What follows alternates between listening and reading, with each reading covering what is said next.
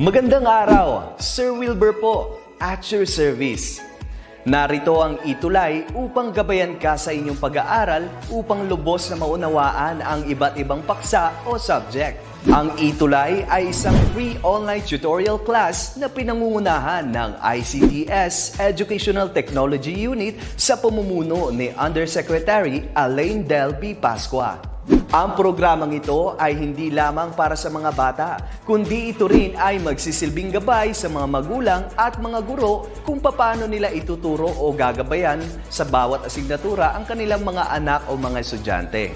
Sa kasalukuyan, ang self-learning module mula sa rehiyon ng Calabarzon at kilala sa tawag na pivot ang ginagamit sa ating ETUlay online class. Kaya ano pang hinihintay ninyo? Ihanda na ang inyong mga ballpen o lapis, papel o kwaderno at samahan kaming itulay ang pagkatuto para sa bawat batang Pilipino.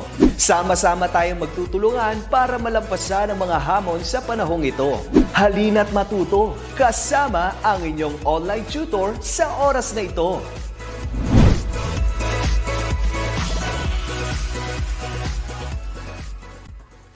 Hi! How are you, students?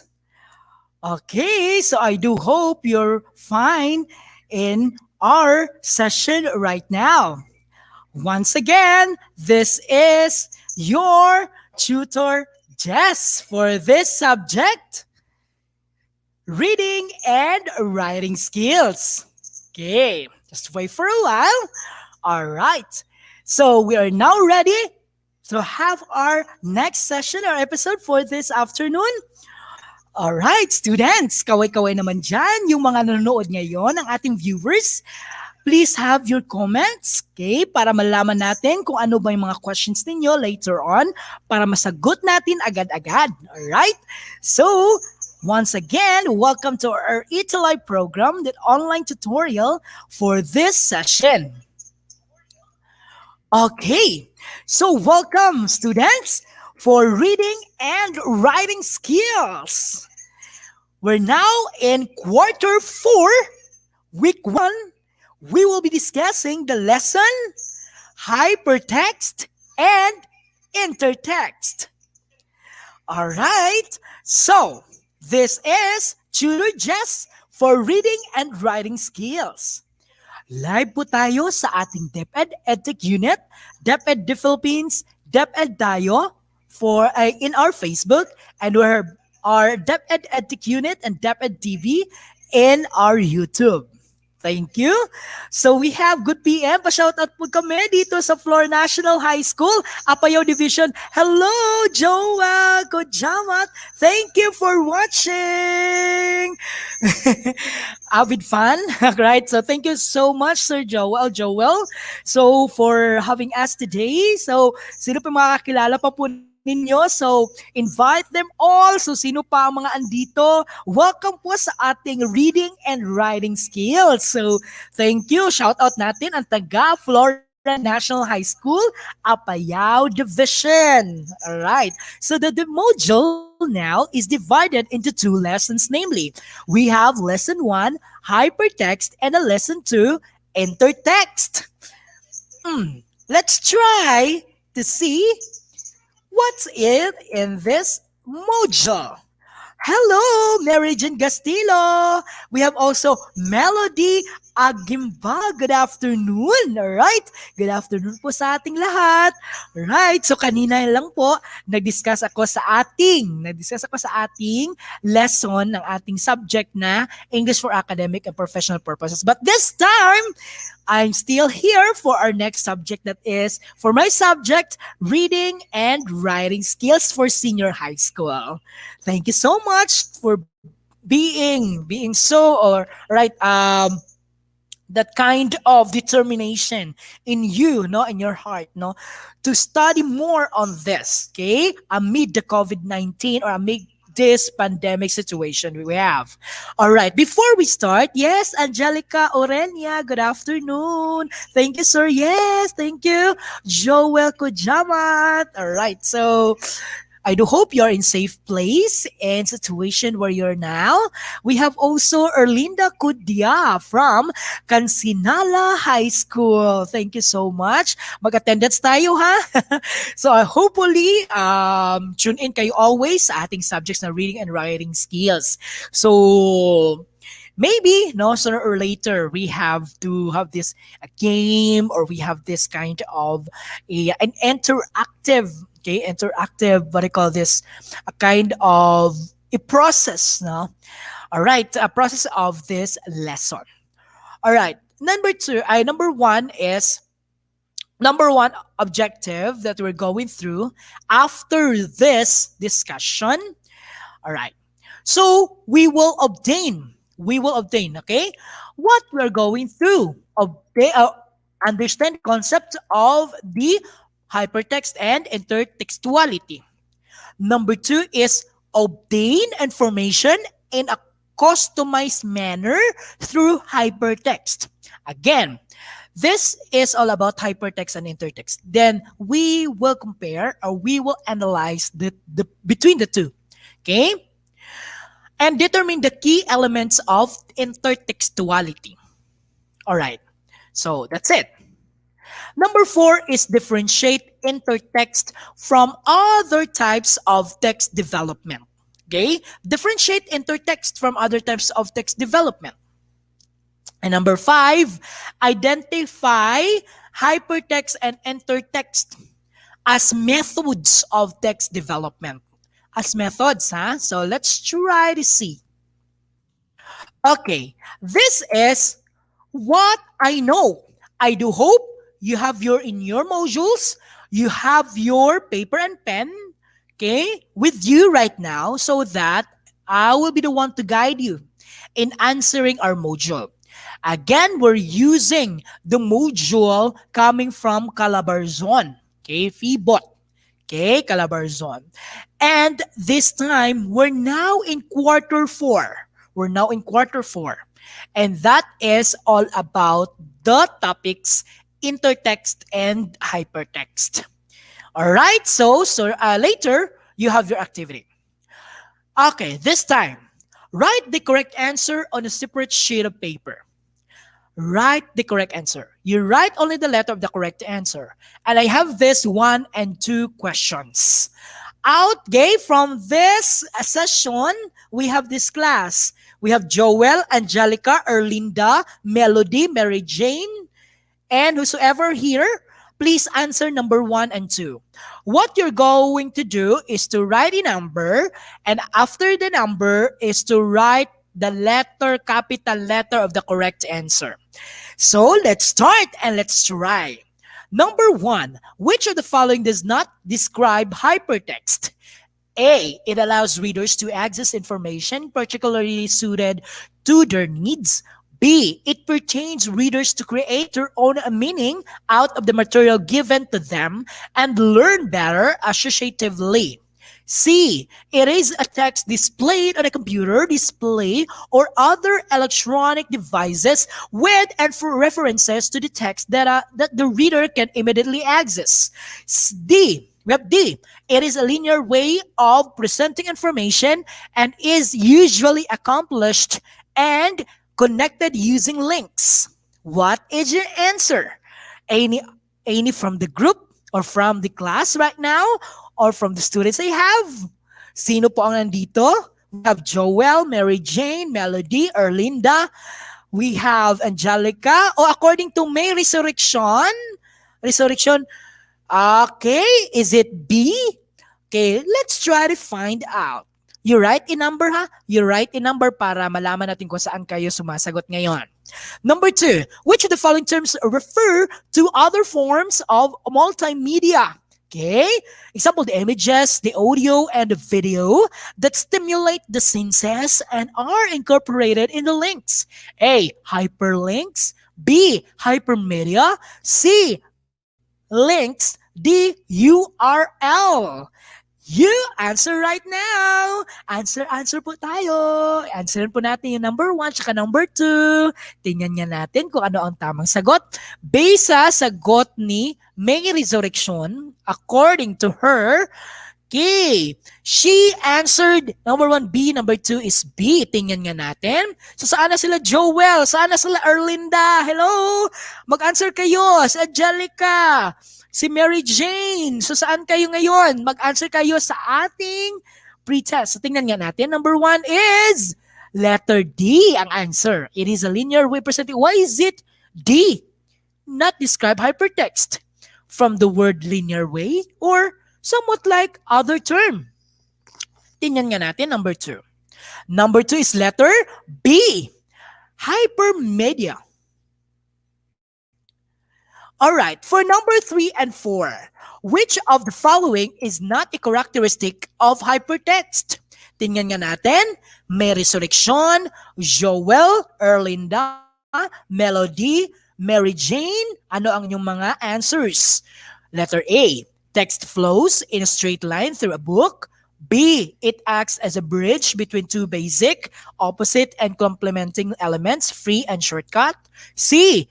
In a hypertext system, the reader is free to navigate information by exploring the connections provided.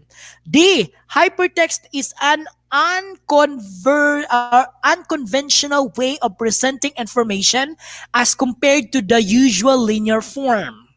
What about according to Erlinda, B ang answer for number 3. So lagyan natin na number ha. So number 4, which of the following is a link from a hypertext file or document to another location or file, typically activated by clicking on a highlighted word or image on the screen? A. Hyperlink. B. Hypermedia. C. Link. D. URL. Answer now! Woo, woo, woo!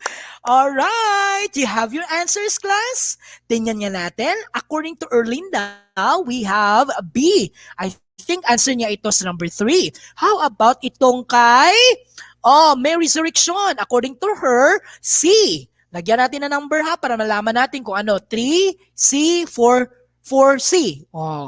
4C daw according to May. Tingnan natin. For number 3, that is A. Text flows in a straight line through a book. So why is it not a characteristic of hypertext? Later on, we'll be knowing about that one. Number 2 is letter A, hyperlink. Tingnan nga natin kung tama tayo mamaya. Number 5 and 6. This relationship between or among texts happens when a writer or speaker explicitly or implicitly pertains to an idea or passage found in another text without the use of quotation. A. Allusion. B. Pastic. C. Quotation. D. Retelling. Okay. Number 6. It is the method of directly lifting the exact statements or set of words from a text another author has made. A. Allusion. B. Pastic. C. Quotation. D. Retelling. Okay, saan dito? Retelling. Saan dito? Ano ang ating mga answers for number 5 and 6? Okay, comment down below in our comment box, students. Tingnan na natin kung ano ang tamang sagot. Okay? Tingnan nga natin. Right. Alright, number 5. According to Erlinda at Rialin Ongay, resurrection. Tingnan natin. Number 5 is letter A, allusion. Number 6 is, okay, tingnan natin. This is letter C, quotation. Merong mga clues dyan. Why is it letter C? Alright, number 6 and 7 and 8.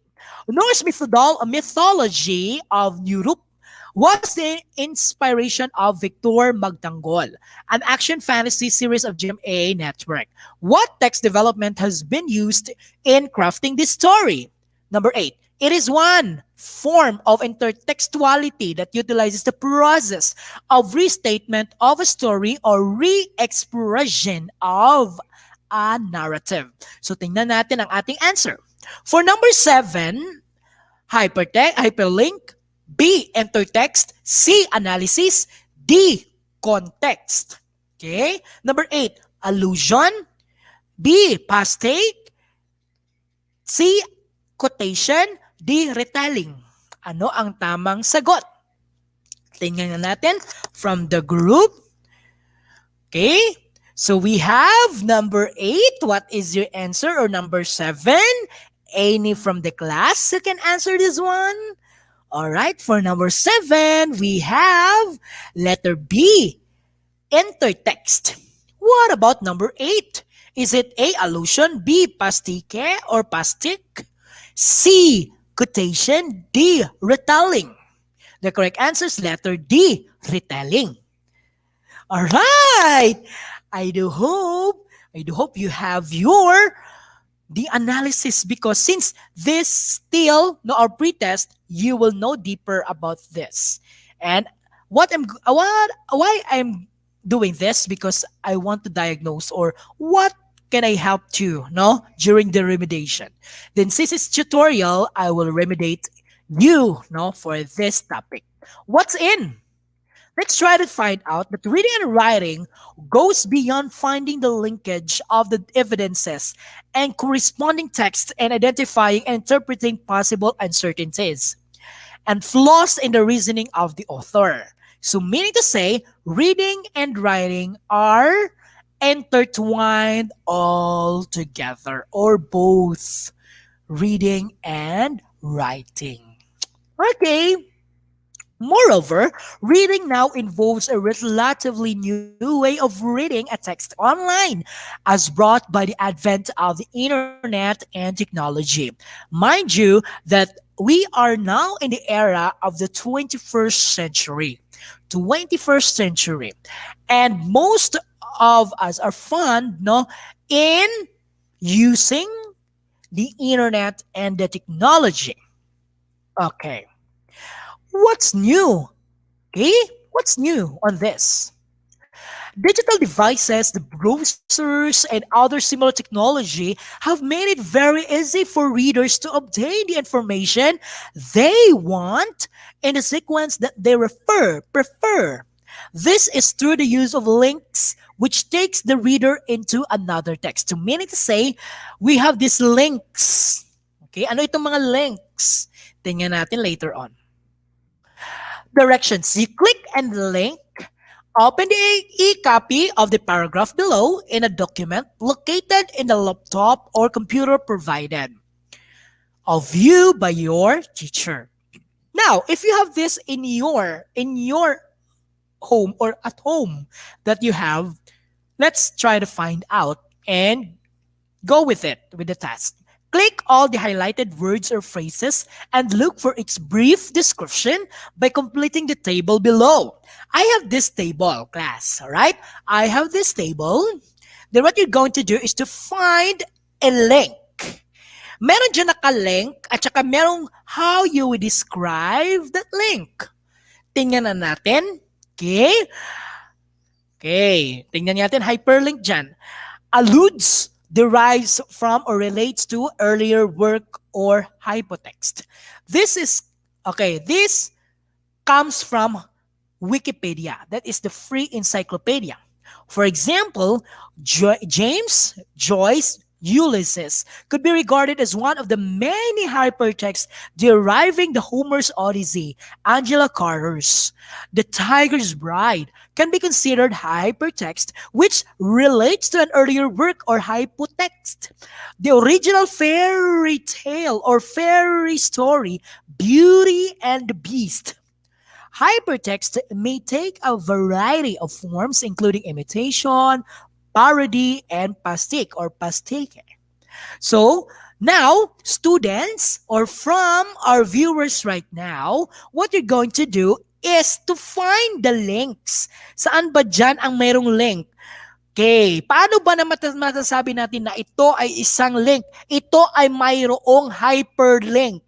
Paano natin masasabi? Madali lang, di ba? Okay, you try to locate. Okay, from the students, ano ba ang tamang sagot dyan? Okay, paano ba natin malalaman na ito ay hyperlink? Okay, any from the students who can answer this one? Paano natin malalaman na ito ay mayroong hyperlink? Tingnan nga natin sa mga students, Joel, Erlinda, Rialin, May, Resurrection. Okay, Paano natin malalaman, di ba?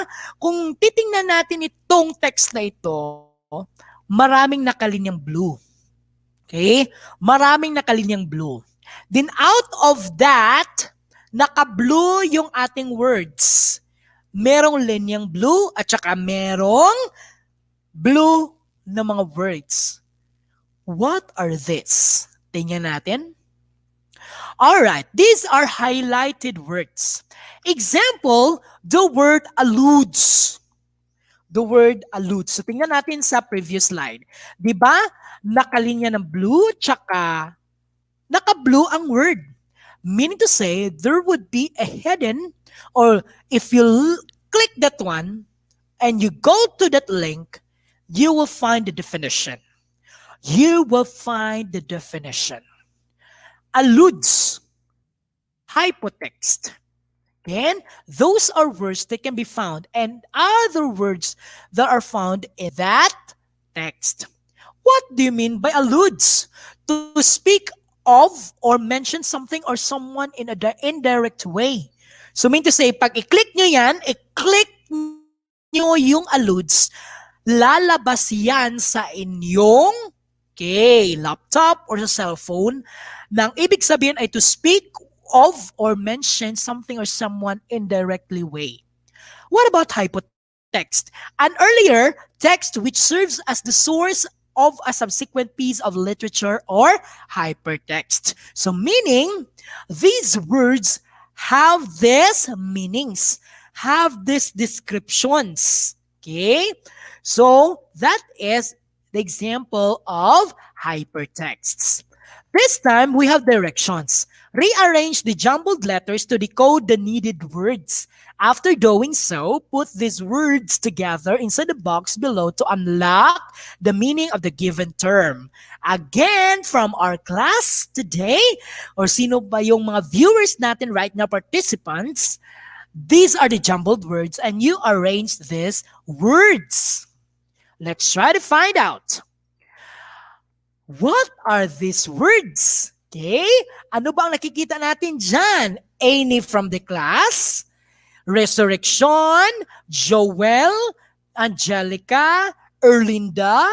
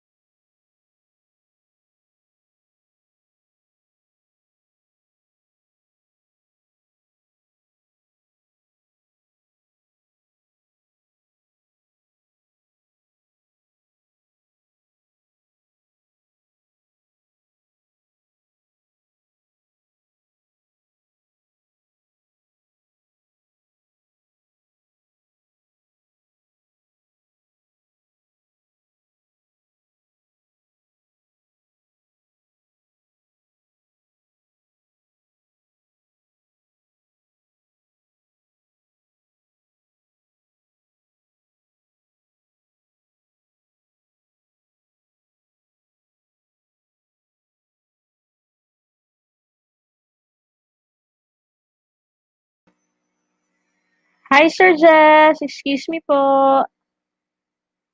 Sir, nawalan po kayo ng audio, sir.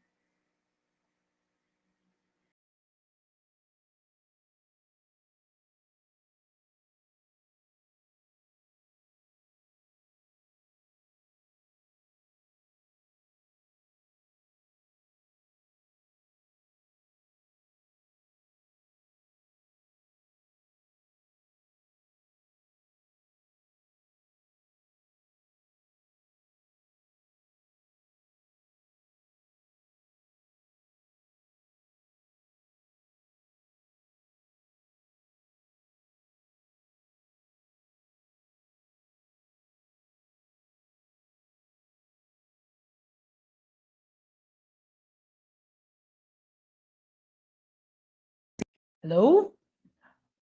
Okay, andyan na. Okay. Alright. So, students, so tingnan natin. Hypertext, sinabi ko nga kanina, okay? It is a text displayed on a computer, di ba? To electronic devices. Kung familiar kayo sa mga HTTP, no? So, kung i-click natin yan, pupunta kayo sa isang site. Okay? With references to other text that the reader can immediately access. Tingnan nga natin. Ang www, that is World Wide Web, okay, is a global hypertext system of information residing on servers linked across the internet.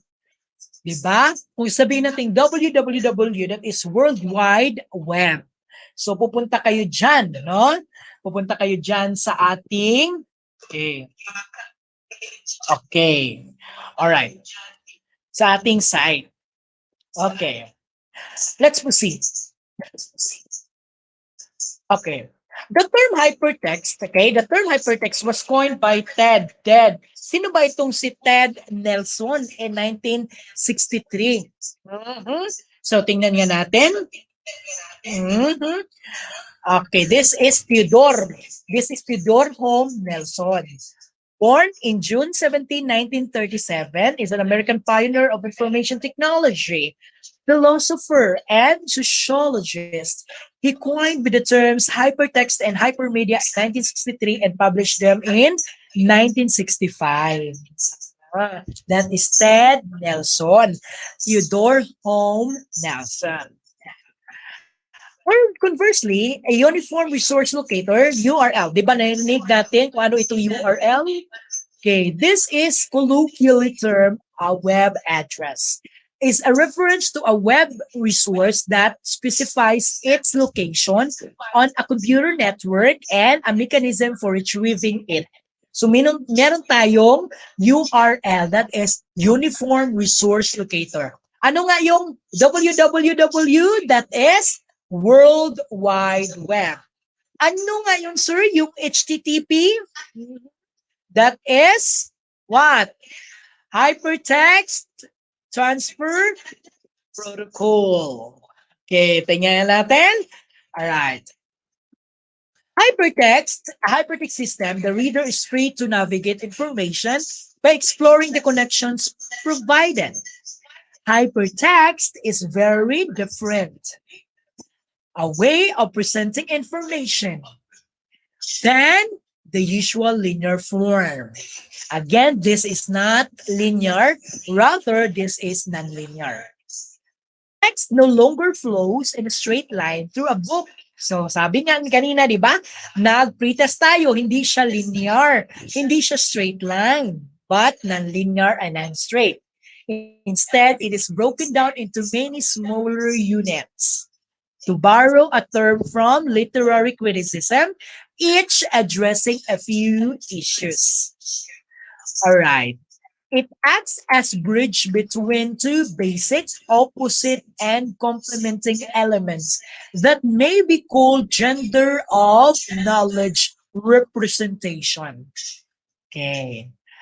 Free and shortcut. Okay. All right. Students and viewers right now.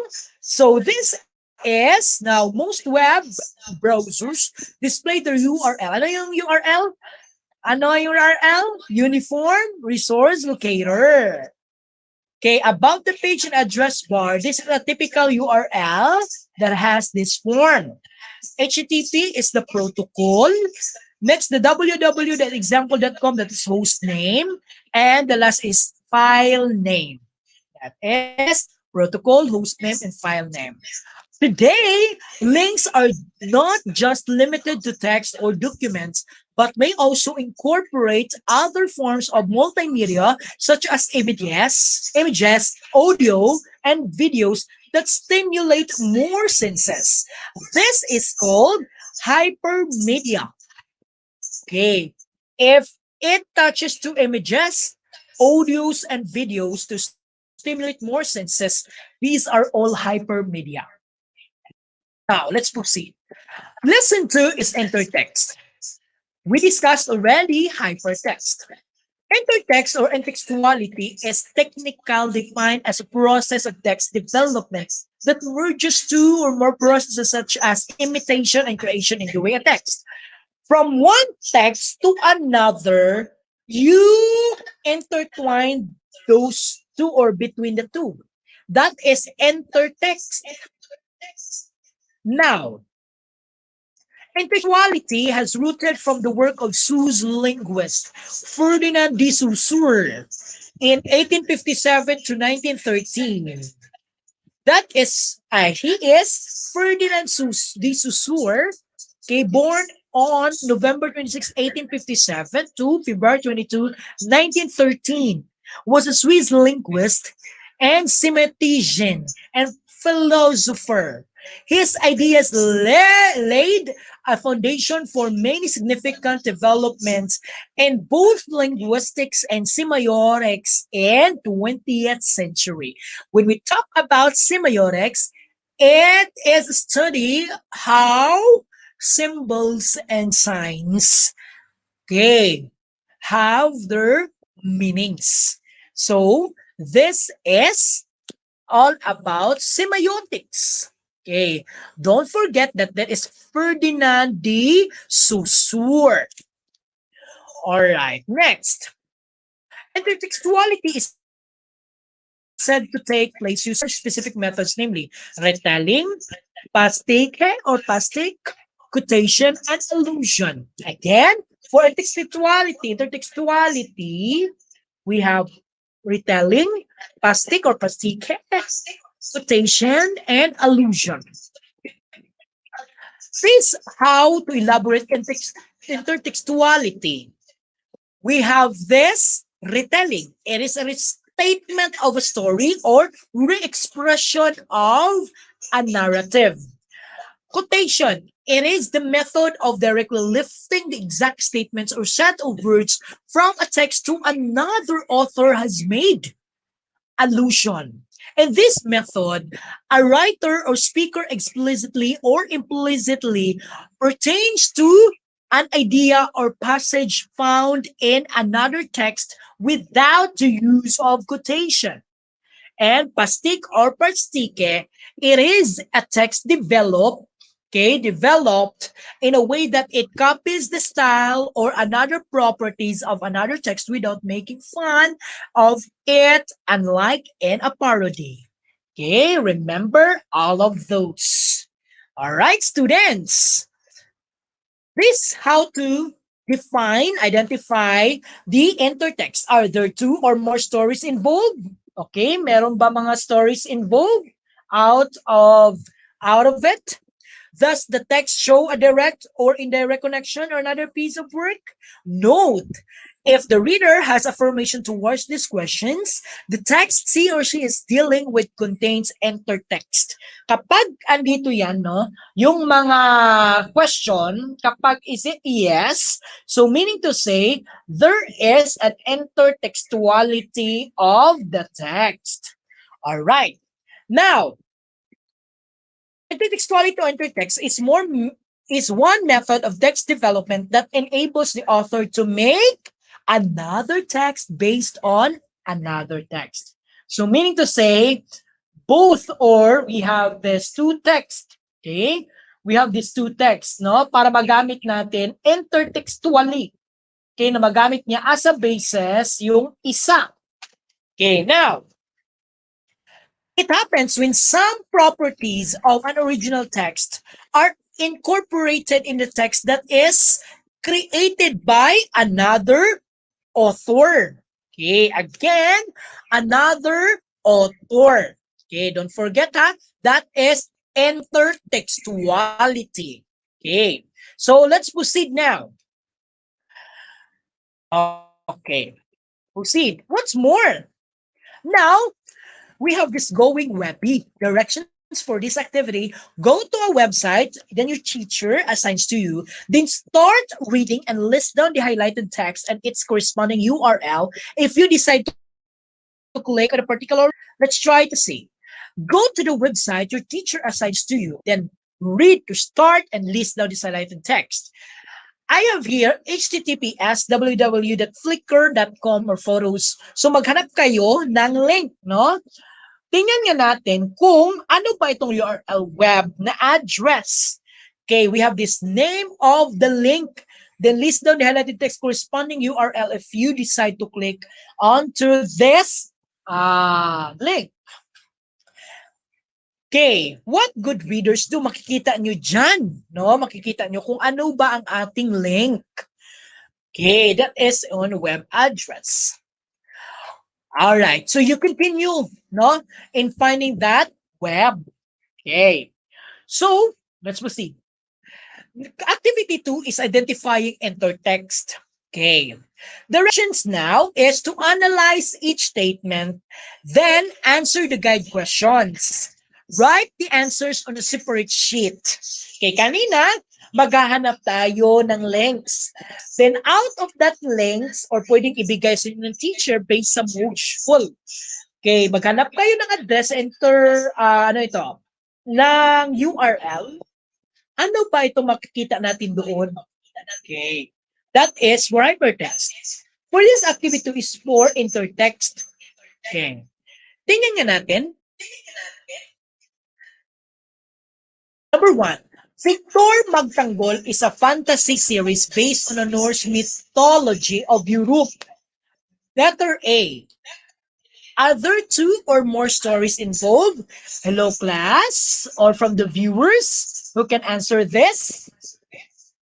Okay, meron bang 2 or more questions? 2 or more fantasy series na makikita natin dito? Rialyn, hello! Okay, sana ba si Joel? Sana ba si Resurrection? Okay. If yes, what are they? C. Is there connection between these texts? D. What type of text development is this? Tingnan nga natin, Rialyn, kung ano ang iyong sagot. For letter A, the correct answer is yes. Tingnan natin. If yes, what are they? Stories between Victor Magtanggol and Norse mythology. Is there connection between these texts? Yes, of course. Letter D, what type of text development is this? Oh, Kenneth, Incarnation. Yes, very good, Kenneth. Go lang ng go. Okay, what type of text development is this? This is intertext.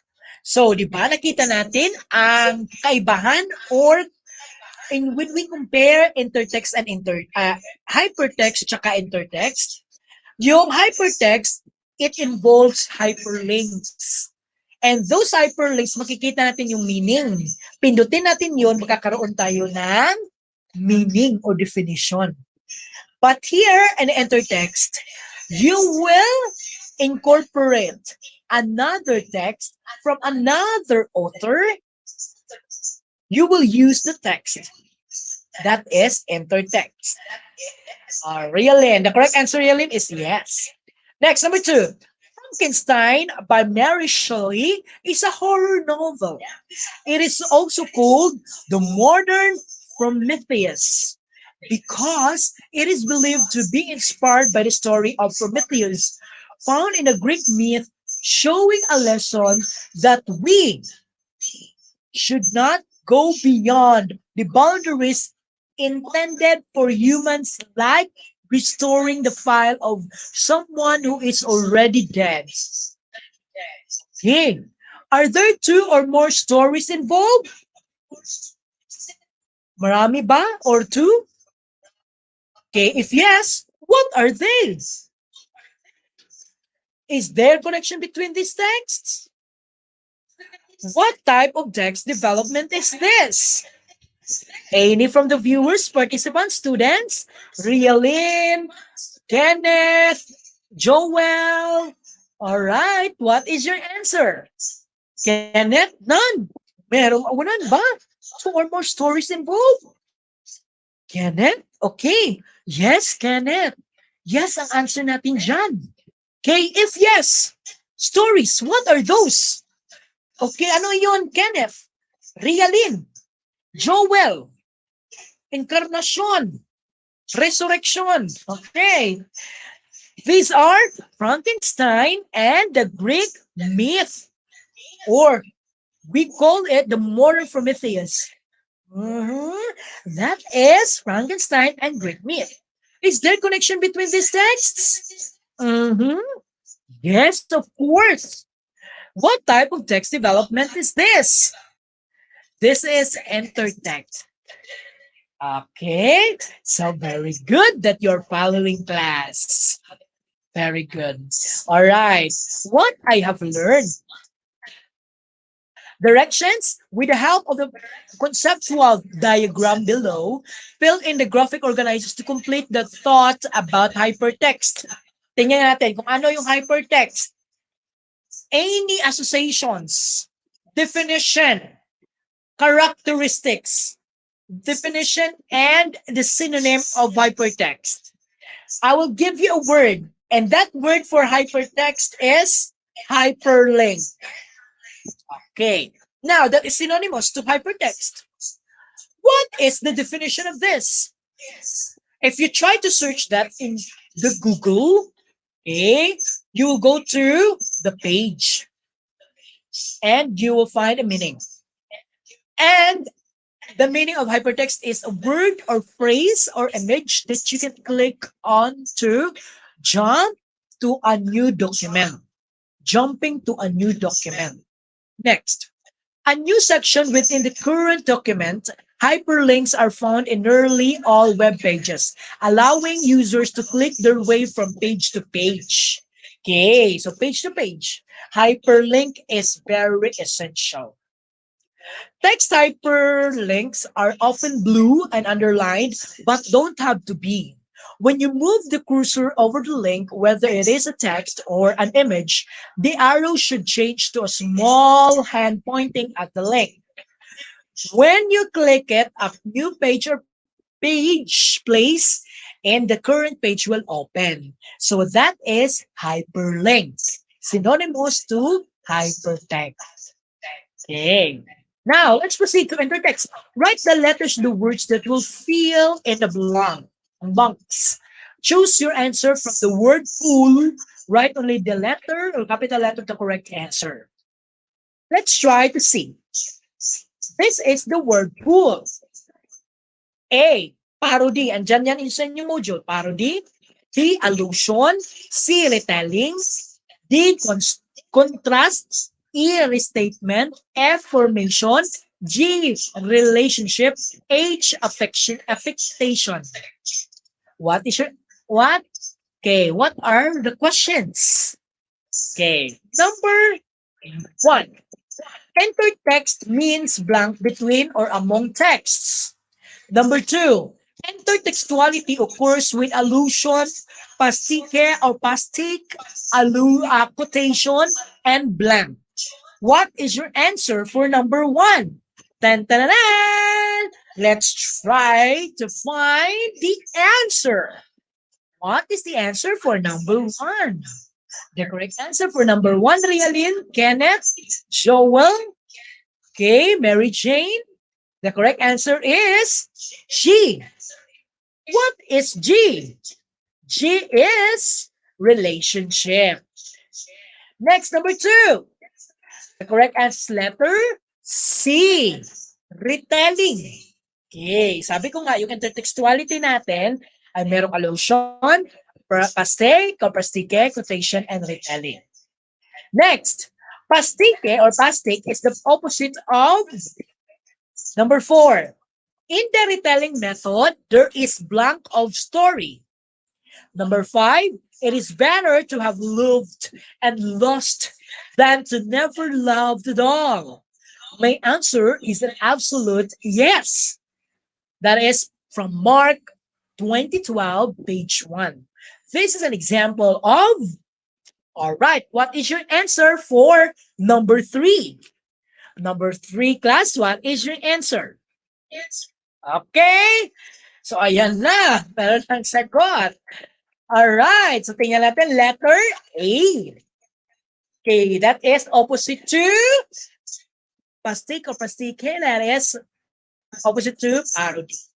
In the retelling method, there is blank of the story. There is a restatement of the story.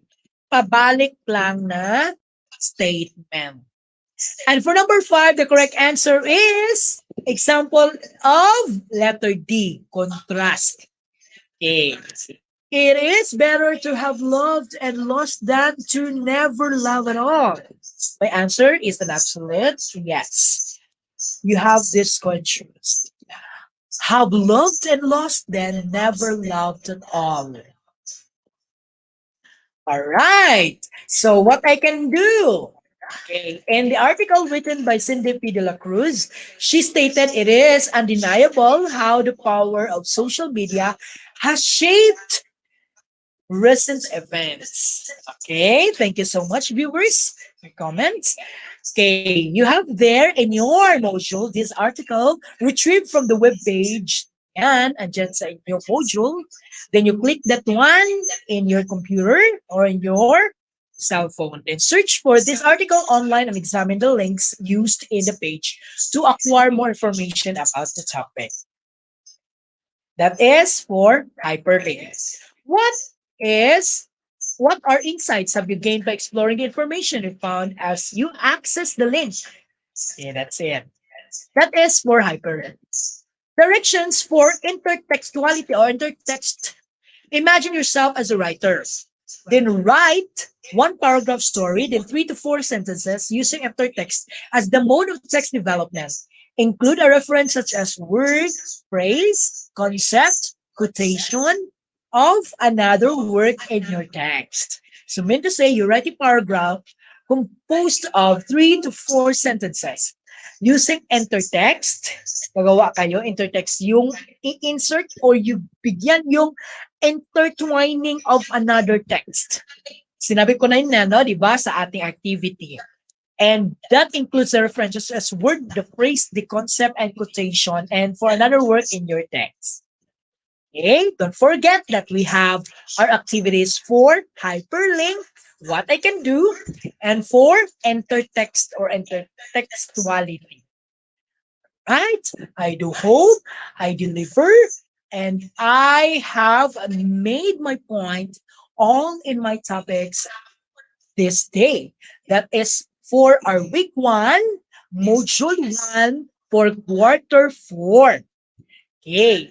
So class, thank you so much for being participative and you have your constant what do you call this one? Attending with our session. Okay. So I am so grateful to have you as my students, or virtual students, amidst this pandemic situation. And we thank God for the good weather that we have right now. And we thank God for everything that made this possible. What I'm going to internalize you is never stop learning. Okay? So, again, thank you so much, and may God bless us and give us the strength, the knowledge, skills, and values that we're going through out with our studies. No, not only for my subject, but also the subjects all throughout in your senior high school. And since this is reading and writing skills and part of the core subject, you have to familiarize everything and be knowledgeable, discern everything about this topic. Again, I'm your teacher. You will visit me in our email, justronlichido@deped.gov.ph, or you may visit in Just Adonis Lichido Facebook name. Okay, I'm your tutor just for this RWS.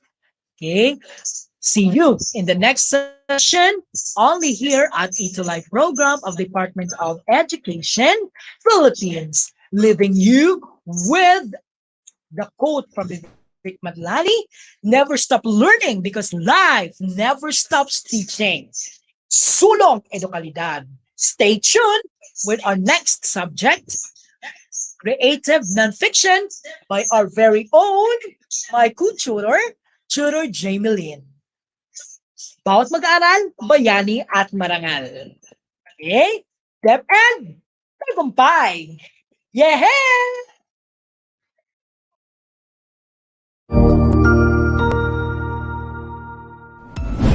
Sigurado ako na marami ka na namang natutuhan sa ating ETUlay tutorial session ngayong araw. Tandaan, ito ay hindi lamang para sa ating mga mag-aaral, kundi pati rin sa ating mga minamahal na guro at mga magulang na kaagapay natin para maituloy ang pagkatuto sa kabila ng nararanasang pandemya. Patuloy ding sumubaybay sa DepEd TV para sa mga araling ginawang video episodes. Mapapanood ito mula Lunes hanggang Sabado, alas 7 ng umaga hanggang alas 7 ng gabi sa inyong mga telebisyon. Abangan bukas mula 1:00 ng tanghali ang iba pang aralin sa ating ETUlay free online tutorial session sa Filipino. I-like and subscribe at manatiling nakasubaybay sa ating ETUlay tutorial session sa DepEd Edtech Unit FB page at Educational Technology Unit channel sa YouTube at sa DepEd Tayo at DepEd Philippines social media accounts. Paalam!